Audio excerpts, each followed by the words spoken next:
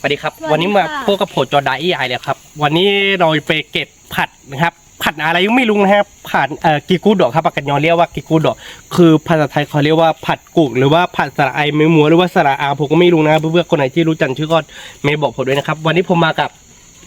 มะม่วงแขกค่ะ คือผมมากับผู้หญิงตุงแห่ครับวันนี้ผู้หญิงตัวเลขไปทำงานครับเขาไม่วันครับผมคือวันนี้เราจะไปเก็บผัดสระไอไม่มัวกันครับเราไปกันเลยเพื่อนๆไปกันเลยจ้ะไปกันเลยครับเพื่อนที่เราจะไปเก็บผัดหัวสระไอเนี่ยคือสระไอไม่มัวเนี่ยที่เราลบอยู่ตรงหน้าครับผมคือมันจะคืบตรงที่เราลบแล้วมันจะเป็นเขาหน่อยนึงครับเราไปกันดูกันเลยว่ามันจะมีหรือเปล่านะครับคือวันนี้ไม่รู้ว่าเราจะได้กินหรือเปล่านะครับเราไปกันเลยครับผม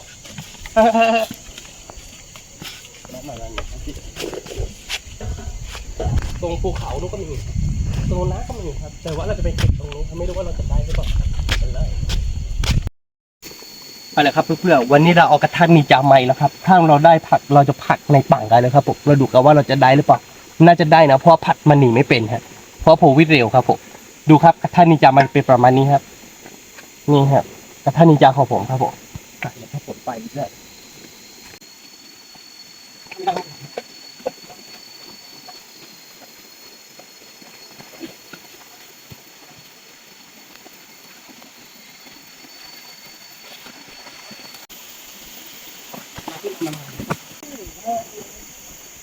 ทุกคนนะคะเราจะขึ้นไปที่ภูเขากันนะคะ เราจะลองดูว่าจะมีหรือเปล่านะคะ โอ้เพื่อนๆตรงนี้ตรงนี้ก็คือ เรายังไม่ได้ขึ้นภูเขาเลยเราเห็นแล้ว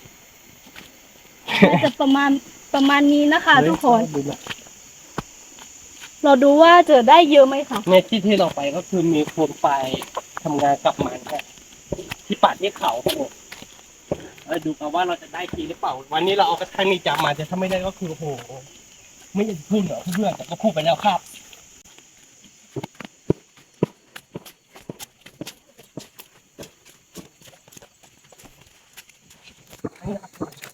อันนี้คือตรงนี้มันมีน้อยเราไปเก็บตัวกันด้วยครับบอกว่าจะได้เยอะไหมครับเราไปผัดกินกันครับ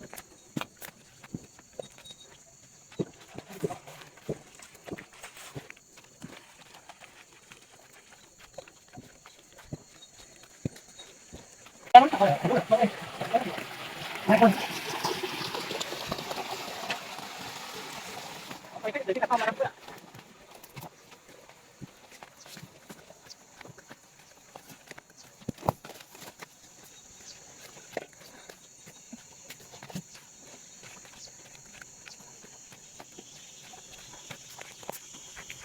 มีการกระตุ้นกับผมเองครับใครอยากขึ้นไปได้เลยนะคะอันนี้ต้องผมเพื่อนผมยังไม่ทำนาครั้งนะผมตอนนี้มันใกล้จะร่วงนะครับผมมาดูกันว่าเราจะมาผัดกินได้หรือเปล่าครับถ้าไม่ก็คือเราจะทำอะไรต่างๆผมเพื่อนดูว่าเราขึ้นมาทำแล้วก็แต่ฟืนที่เราเก็บไว้คือมันเปียกหมดแล้วคือน่าจะทำไม่ได้ครับเราขึ้นไปข้างบนดีกว่าเพื่อนที่ผมลืมเอามีดมาอีกแล้วครับผมเป็นคนขี้หลงครับเดี๋ยวไม่ได้เดี๋ยวผมจะเก็บผ่านสายไม่ม้วนก็สะอาดเนี่ยเดี๋ยวผมไปผัดกินครับดูกันว่าผมจะได้กินหรือเปล่าวันนี้เอามีดมาสายไม่ม้วนเอาไม่ม้วนโอ้ยไม่เจอ เราจะขึ้นไปแล้วนะคะต้องลองดูว่าจะมีหรือเปล่านะคะนี่วิวก็สวยนะคะทุกคนถ้าอย่างนั้นก็มาได้เลยนะคะ ถ้าคนไหนอยากมาแถวบ้านเราก็มาได้ครับมาแถวกันเยอะๆครับแล้วตอนนี้คือเราเก็บสายไม่ม้วนครับผมนี่ครับผมเยอะเลยครับผมอันนี้นะครับมาดูกันนะครับเพื่อนต้มมันจะเป็นประมาณนี้อันนี้นะครับต้มมันจะเป็นประมาณนี้ครับเพื่อผัดที่ผมพูดถึงนะฮะคืออันนี้ก็กินได้นะครับเพื่อนที่มันเป็นแบบนี้ฮะมันเป็นใบแต่ว่ามันไม่ได้ไปย่องแบบว่าที่ขึ้นมาโตๆแบบนี้นะฮะใบก็กินได้นะครับเพื่อนเดี๋ยวผมจะเก็บกินแล้วก็ผมจะไปผักดูว่ามันอร่อยหรือเปล่าหลายๆคนบอกว่าอร่อยนะเพื่อนแล้วตอนนี้ก็คือผมเห็นเยอะเลยครับผมเดี๋ยวจะเอาไปนะเพื่อนนะ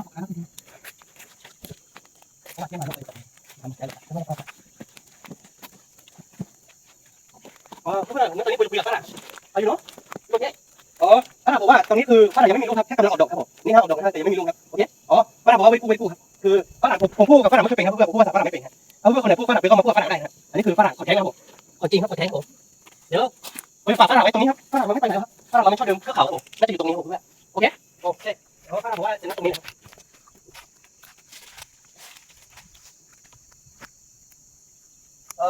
เยอะมากๆครับผมเพื่อนครับ เรื่องไหนอย่ามันอย่ากินก็คือตัวเป็นก็กินได้นะครับเพื่อนดูว่าเหมือนแต่มันไม่มียอดเหมือนอะไรไม่เหมือนนะแต่มันเป็นใบเป็นก็กินได้นะครับเดี๋ยวมันไปผ่านกินว่ามันอร่อยจริงก็ทำเลยผมบอกว่ามันอร่อยนะแต่ผมก็เคยกินแหละครับแต่วันนั้นมันกินเยอะๆเลยเดี๋ยวดูกันว่าจะได้หรือเปล่าเนาะนี่เป็นเยอะไง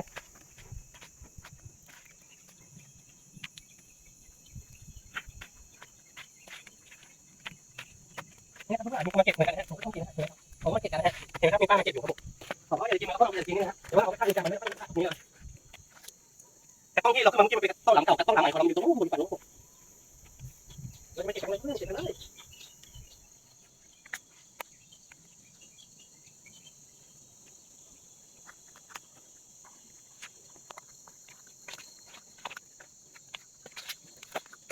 กูโดดด้วยเล่นกูโดดด้วยลูกมันยังมองไม่เก็บหรอกแค่ก่อนนี่อันนี้ฮะผัดสไลด์ไม่มัวมีเยอะมากครับผมเขาตรงนี้ของที่มันเป็นที่รูปเพราะว่ามันเป็นไร่ข้าวโพดนะฮะอีกหน่อยนึงเขาก็จะมาพ่นยางแล้วถ้าเขาพ่นยางแล้วก็คือเราเก็บกินไม่ได้ครับเพื่อนคนที่เขาจะพ่นยางคือเราจะมาเก็บกี่กล่องนะครับเพื่อนๆคนไหนชอบกินก็ไม่บอกผมนะครับเพื่อนๆแล้วเพื่อนๆคนไหนอยากจะให้ผมเก็บแล้วก็ส่งให้ก็บอกผมนะครับผมส่งไม่เป็นครับผมถ้าอยู่ใกล้ก็คือบอกผมเลยเดี๋ยวผมมาเก็บให้ได้ถ้าอยู่ไกลก็คือถ้าศพทำไปทีมันก็จะเหี่ยวครับผัดอะไรไม่รู้เนี่ยคือเราเก็บได้แค่วันแรกวันเดียวฮะถ้าเก็บไปเดี๋ยวมันก็จะเก็บคือมันแข็งกินไม่ได้ครับผมเราเก็บแล้วก็คือต้องกินนะครับยังไม่ได้เราเก็บได้น่าจะได้เยอะนะครับผมมาเก็บนานครับ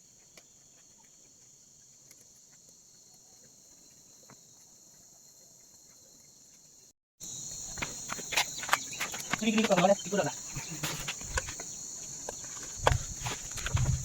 เดี๋ยวเราไปอะไรอย่างไม่ได้อะไรอย่าง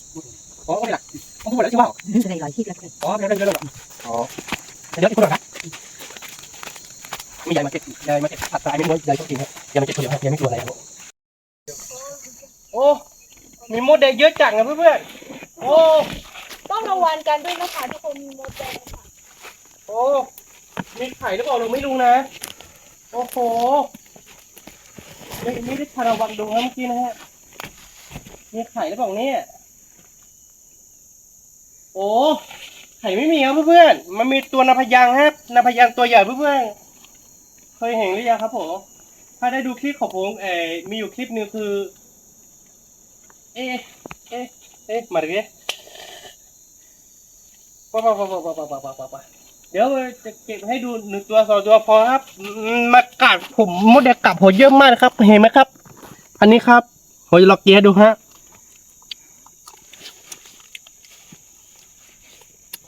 มันเปรี้ยวครับน้องมดแดงกัดผมเยอะครับเนื้อแร่ไว้ครับตอนเราไปกินผัดแต่ไอ้ไม่มุกอะว่าอีนี่เดี๋ยวดู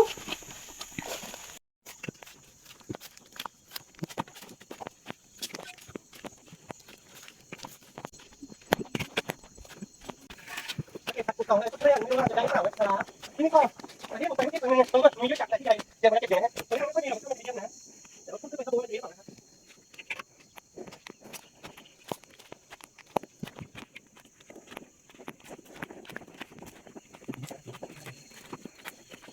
น้ำมีปะ โอ้โหน้ำมีจ้าน้ำไหลนะน้ำไหลนะโอ้ยมีน้ำด้วยน้ำตรงนั้นตรงเลยโอ้ยมีน้ำไหลตรงนี้คือขึ้นไปบนเขาครับผมน้ำมีบ้างไหมว่าผมเห็นน้ำไม่มีฮะโก้อ๋อตรงนี้มีน้ำครับเพื่อนตรงนี้มีน้ำครับผมเพื่อนเรามาเจอไอ้นี่ครับ โอ้ใหญ่มากทุกคน ดู ดอกอะไรเนี่ยใหญ่มาก ไอ้ต้นนี้ต้นใหญ่มากเลยครับเพื่อนๆเดี๋ยวผมจะทำให้ดูครับ ก็มีด้วย เห็นไหมครับใหญ่ไหมครับใหญ่ไหมครับ ใหญ่ค่ะ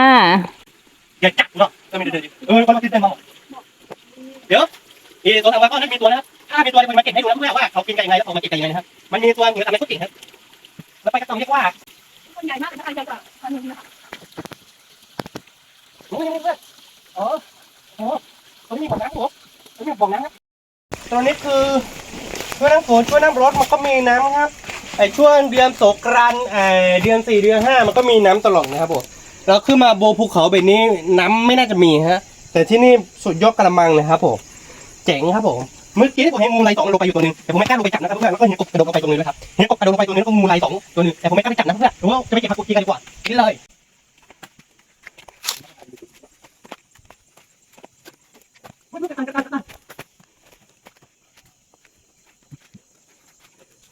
ไปนี้แล้ว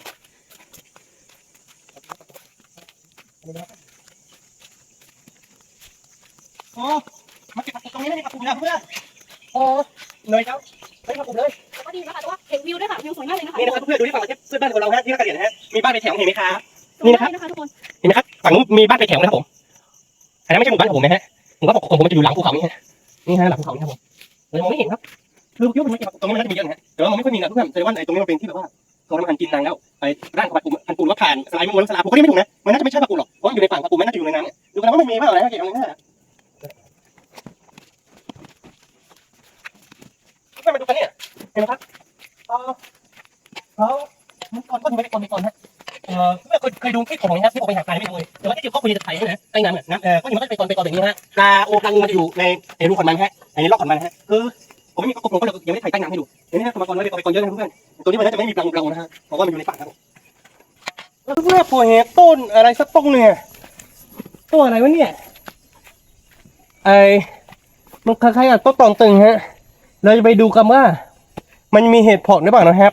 ช่วงนี้มันเป็นช่วงที่เห็ดเพาะครึ่งด้วยเราจะไปดูกันว่ามีหรือเปล่านะครับเพื่อนๆเรามาเก็บผักกูดถ้าเจอเห็ดเพาะด้วยก็ดิ่งเลยครับผมเราไม่รู้ว่าเราจะได้หรือเปล่านะเราไปดูกันว่ามันมีหรือเปล่านะครับมันมีไม่กี่ต้นฮะมีแค่ไม่กี่ต้นฮะไปดูกันนะฮะเราไปดูต้นตึกกันนะครับเผื่อว่าเราอาจจะเจอเห็ดเพาะได้นะครับเพื่อนหรือว่าบางคนเขาเรียกว่าเห็ดเพาะบางคนเรียกว่าเห็ดเพาะไม่รู้ว่ามันมาจากไหนครับไม่รู้ว่าใครมาเข้ามาครับผมเรามาดูกันนะฮะมีหรือเปล่าไม่รู้นะมันเป็นประเทศของมาเก็ตกันเยอะแหละ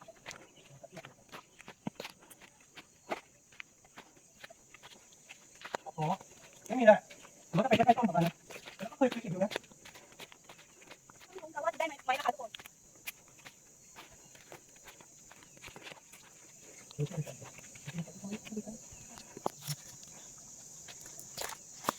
โอ้ไม่มีแล้วเพื่อนไม่เครื่องอ่ะไม่มีเลยจ้า คนดำเลย ไม่เจอเลยจ้าโอ้เพื่อนมาดูมีครับเราคิดว่าไม่ได้ทำดูกันนี่นะครับเยอะครับผมดูกันครับโอ้โหวันนี้ไม่คิดว่าจะได้นะเนี่ยเห็นไหมครับเพื่อนเห็นไหมครับเยอะครับผมเราไปเก็บเลยนะโอ้โหมีเยอะเหมือนกันนะเนี่ยนี่นะครับเพื่อนเห็นไหมครับมันมีอยู่มีใต้ดินด้วยฮะโอ้โหไม่คิดว่ามันจะมีเยอะนะวันนี้ก็ได้นี่นะครับเราก็ได้เยอะอยู่นะครับมีในฝั่งนี้แล้วเก็บเองเลยมันอยู่ใต้ใบไม้โอ้เจอแล้วครับผมเห็นไหมครับเยอะครับผมมันจะติดแล้วครับช่วงที่เห็ดปอดขึ้นฮะนี่มีต้นตอแค่ต้นเดียวนะเห็นไหมครับเพื่อนมีแค่ต้นเดียวมีลูกเยอะเหมือนกันนะเนี่ยนี่นะครับผมเก็บได้เยอะนะครับผมแล้วแต่ไม่เจอละยังไม่เจอสักลูกเลยครับที่นี่ก็มีครับผมตรงนี้ก็มีครับนี่นะครับเพื่อนโอ้โหมีเยอะเหมือนกันเนี่ยนี่ก็มีครับได้ทีละ1 ตัวเลยครับผมได้ไปไหมครับเยอะเลยนี่เขาไปหั่นกันเขาไปเขี่ยนี่นะเพื่อนถ้าคนเห็นนะนี่เห็นไหมครับมันอยู่แบบนี้เพื่อนเห็นไหมครับนี่นะครับถ้าแบบว่าบางลูกมันจะไม่โผล่มานี่เพื่อนเห็นไหมอยู่ใต้ต้นนี้ก็มีนะครับผมอันนี้มันเป็นตรงที่กำลังจะขึ้นฮะมันเป็นรอยแบบนี้ฮะมันเป็นแบบอะไรนะมันเป็นรังอะไรสักอย่างนึงฮะนี่นะครับเพื่อนมันจะเป็นตุ่ๆแบบนี้ฮะนี่นะครับกำลังจะขึ้นเยอะเลยครับผมนะฮะกำลังจะขึ้นแต่ว่ายังไม่ขึ้นฮะคือมันก็ขึ้นบ้างแล้วก็ที่กำลังจะขึ้นนี่นะครับเพื่อนลูกเล็กๆนี่ลูกมันไม่ใหญ่เท่าไหร่แล้วมันก็ขึ้นเยอะเหมือนกันนี่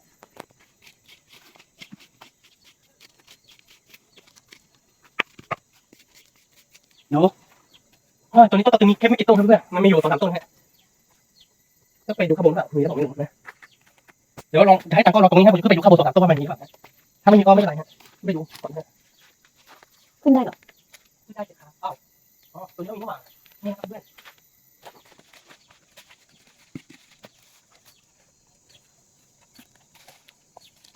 มันก็ขึ้นเยอะเหมือนกันเนี่ยไม่ใช่ว่าก้อนหินนะเพื่อนผมก็คิดว่ามันเป็นหินทองเหมือนกันฮะไม่ใช่ไม่รู้ข้างบนมันมีหรือเปล่านะเห็นไหมมีครับเดี๋ยวไปเก็บนะครับเพื่อนเดี๋ยวไปเก็บนะฮะข้างบนก็มีนะครับเห็นไหมครับกูตากล้องมองอยู่ครับกูตากล้องไม่เห็นครับผมปลาปูที่ผมไปเก็บมาได้เยอะนะครับเพื่อนเห็นไหมครับปลาปูเยอะนะครับผมเนี่ยผมไปผับน่าจะไม่หมดครับเพื่อนเยอะเลยครับผมเห็นไหมเดี๋ยวไปเก็บไปเห็นที่อยู่ข้างนอกก่อนนะผมต้องเข้าไปข้างในมันมีลูกไหนอยู่ครับเพื่อนลูกไม่ได้ใหญ่มากครับนี่นะครับมีครับน่าจะมีคนมาเก็บของเราแล้วเพื่อนเห็นรอยขีดรอยขูดอยู่นะฮะผมก็น่าจะเห็นไม่หมดกันนะครับเขาน่าจะเก็บแล้วครับผมโอ้โหมีเยอะเนี่ยมีเยอะเนี่ยนี่ก็มีครับอันนี้ก็มีครับผมเห็นไหมครับนี่ก็มีครับผมอ้าว ทำไมผมเห็นคนเดียวครับทำไมตัวตามรอบอ่ะ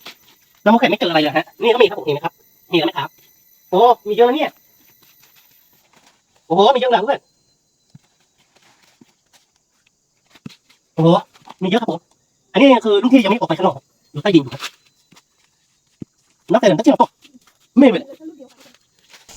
เพื่อเมื่อกี้ผมเพิ่งไปดูหลายต้นนะฮะไม่มีครับมันขึ้นแค่ต้นเดียวฮะต้นนี้ต้นเดียวแล้วก็มันมีหลายต้นอยู่นะมีประมาณ4-5ต้นต้นอื่นไม่ขึ้นเลยขึ้นแค่ต้นเดียวเดี๋ยวจะโชว์ให้ดูว่าได้ประมาณไหนนะครับอันนี้นะแค่นี่เห็นไหมล่ะครับ อันนี้นะคะทุกคน คือเห็นมุกเกะเห็นรู้แหละ โอ้จริงๆก็สังเกตก็ไม่ได้ง่ายนะคะ ทุกคน ได้ประมาณนี้ก็คนกินแล้วฮะเดี๋ยวไปชงให้ดูนะฮะว่าได้เยอะหรือเปล่านะฮะอันนี้ขนาดแค่ต้นเดียวนะครับเพื่อนๆอันนี้นะฮะตัวนี้ก็ขึ้นเหมือนกันนะเนี่ยอันนี้แค่ต้นเดียวนะฮะต้นเดียวนะฮะเดี๋ยวมาดูกันว่าได้เยอะหรือเปล่านะฮะอันนี้แค่ต้นเดียวนะครับเพื่อนๆได้เยอะอยู่นะฮะเห็นไหมนะฮะต้นเดียวก็ได้เยอะนะครับเพื่อนๆก็ถ้าใส่กระป๋องก็ได้ประมาณกระป๋องครึ่งนะฮะน่าจะได้ประมาณกระป๋องครึ่งเดี๋ยวเราจะไปกินกันนะฮะเราจะไปผัดกินนะฮะอันนี้ได้ประมาณนี้ก็พอนะครับผมเราไปกันเลยเราจะขอมตัวไปล้างก่อนนะฮะไปล้างแล้วก็ไปผัดกินนะฮะเพราะว่าเรามีกระทักนิจังอยู่นะฮะที่จริงเราจะมาเก็บผัดสไลด์ไม่มัวอย่างเดียวฮะแต่ว่าเราบังเอิญเจอเห็ดผดด้วยให้เห็นต้นนี้ต้นหนึ่งแล้วก็เรามาเก็บก็มีเห็ดผดเหมือนกันนะครับเดี๋ยวถือว่าเราโชคดีฮะเรามาเก็บอย่างเดียวได้กี่2อย่างครับผมเพื่ออันนี้มันเป็นรูปตัวเลขฮะคือทิ้งเลยดีกว่าเราให้มันตรงก่อนฮะถ้าคือมาเก็บก็ให้เก็บไปฮะเดี๋ยวเราไปผัดกันเลยเพื่อนๆไปกันเลยไปล้างก่อนนะฮะเพื่อน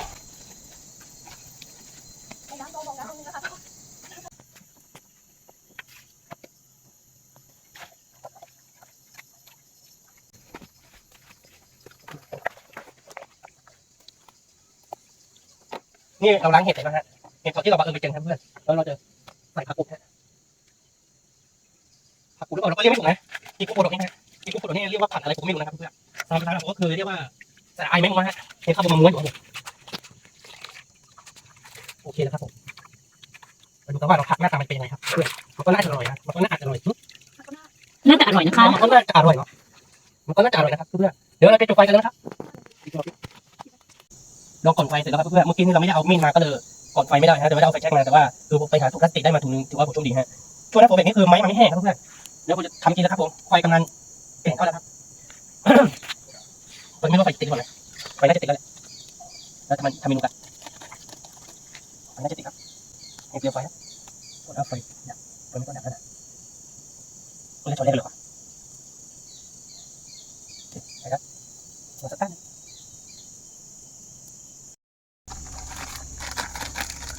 เราปรุงรสเสร็จแล้วครับใส่พริกนวลใส่น้ำมันฮะ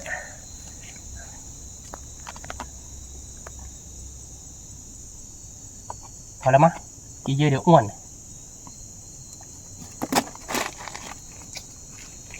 วันนี้ได้เอาของดีๆมาด้วยครับนี่นะครับเพื่อหอม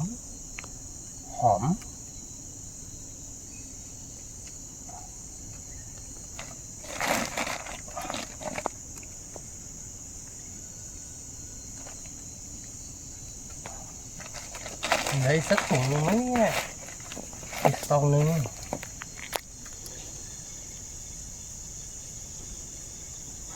ผมมีของดีมาด้วยครับมันน่าจะอร่อยนะพูดถึงนะคือโพสจะคุยขวายยังไงเนี่ย ขยาวกระทะนี่ดิ อ๋อ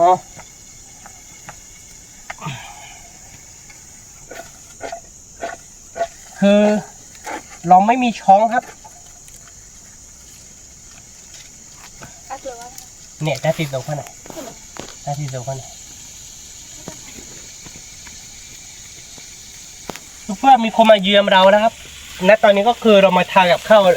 เรามาทำเมนูแล้วก็มีคนมาเยือนเราด้วยฮะเห็นไหมครับเพื่อนๆเขาบอกอ๋อไม่ได้มาตัวคนเดียวนะเพื่อนๆมาดูกันนะครับมีคนมาเยือนผมฮะเห็นไหมครับอันนี้ด้วยนะฮะเขาคุยจะชอบน่าดูหน่อยฮะนี่ฮะตัวดำแล้วก็ตัวแดงฮะมาทั้ง2 ตัวเลยเพื่อนๆอ๋อแสดงว่าเขาชอบกินเหมือนกันนะเนี่ยทำไมตัวเนื้อฮะเดี๋ยวตัวนี้ถ่ายไม่ทันฮะมันบินฮะอ๋อตัวนี้ก็มันฮะเห็นไหมฮะตัวนี้ก็มันฮะตะกะแตงฮะมาฮะตะกะแตงหนอนกิ๊กกึ่งแล้วก็มินมดแยกๆนะผมมันเยืองเราหรือว่าเรามาในที่ของเขาเรามาลบกวนแล้วเปล่าเราก็ไม่รู้นะเพื่อนโอ้หน้าตาน่ากินนะเพื่อนๆเดี๋ยวรออีกหน่อยนึงก็จะสุกแล้วครับลองให้ผ่านหัวสระไอไม่ม้วนสูตรก่อนนะฮะเดี๋ยวเอาเห็ดถอบที่เราได้มาเนี่ยให้สุกก่อนแล้วเราก็จะลองจีว่ามันอร่อยหรือเปล่านะครับเพื่อนไม่รู้ว่าผมใส่เกลือเยอะเกินไปแล้วเปล่าผมไม่แน่ใจนะครับเดี๋ยวเราดูกันนะครับเพื่อนถ้าอร่อยก็บอกว่าอร่อยครับถ้าไม่อร่อยก็ต้องบอกว่าอร่อยครับ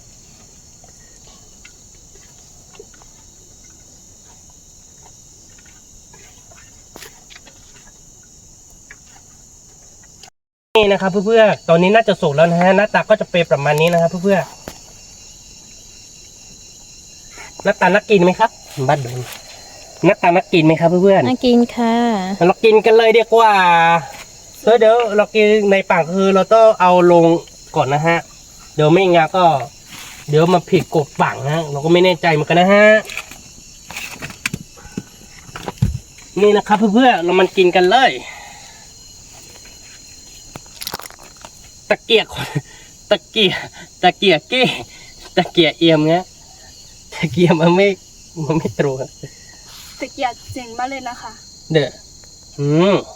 ผักที่เราพูดถึงนะเพื่อนๆคนไหนอยากกินก็มาเก็บได้นะครับถ้าไม่ที่บ้านไม่มีก็คือ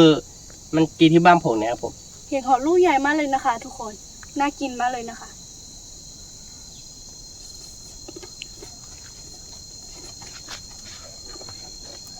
เพื่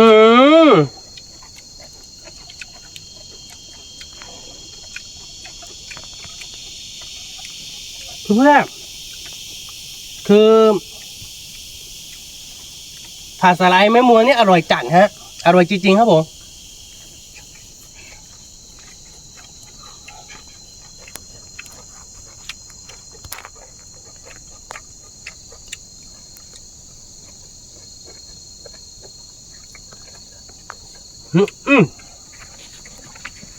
เราดีวิตี้ นะคะทุกคน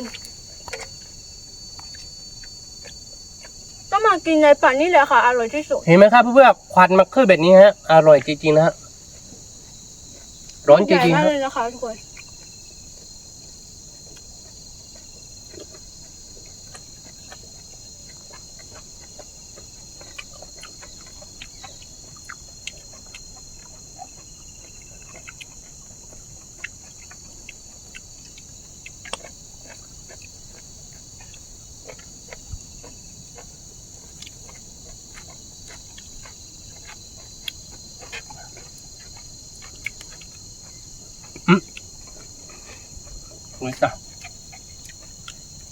คือตอนนี้ตากล้องของผมกลืนน้ำลายอย่างเดียวครับเพื่อนผมไม่ได้โกหกครับนี่นะครับเพื่อน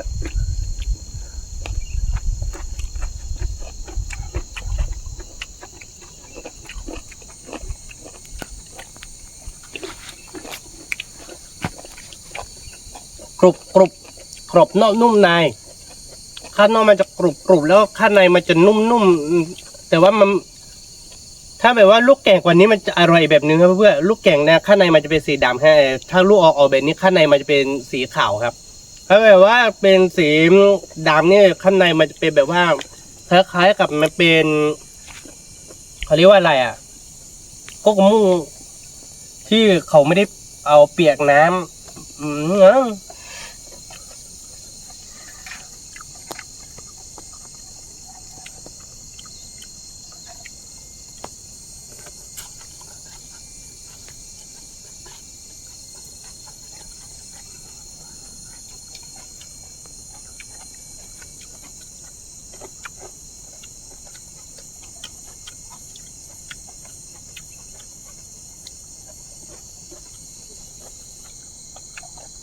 เพื่อนไม่ต้องกลืนน้ำลายหรอกครับมากินด้วยกันครับผมมาครับมาครับ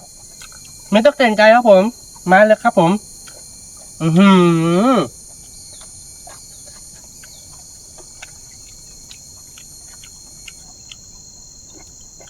โหไปถ่ายมาหลายคลิปแล้วฮะมีถ้ากินบ้างไม่กินบ้างเฮงท็อปนี่อร่อยจริงๆฮะลูกใหญ่ก็ยิ่งอร่อยแล้วครับถ้ายิ่งแก่งก็ยิ่งอร่อยครับเหมือนกับผมนะฮะอายุยิ่งเยอะก็หน้าต่างยิ่งหล่อครับผม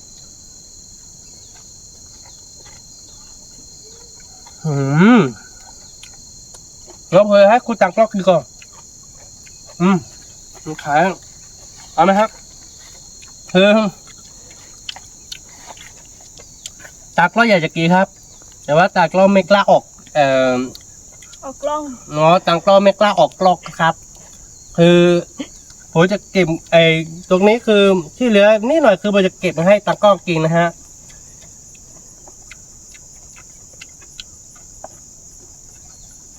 ณตอนนี้ตากล้องของผมกินน้ำลายแล้วหรอ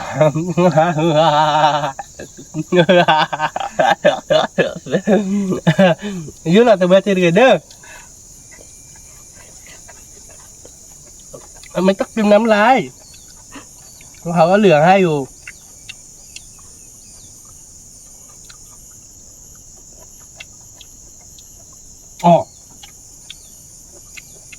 เหลือนิดเดียวครับเราจะเก็บให้ตามกล้องครับให้ตามกล้องกินตามกล้องมันไม่กล้าออกกล้องครับผมเพื่อนๆสำหรับที่นี้ก็คงไม่มีอะไรมากหรอกเพื่อนๆถ้าชอบใจคลิปของจอไดก็อย่าลืมกดไลค์กดติดตาม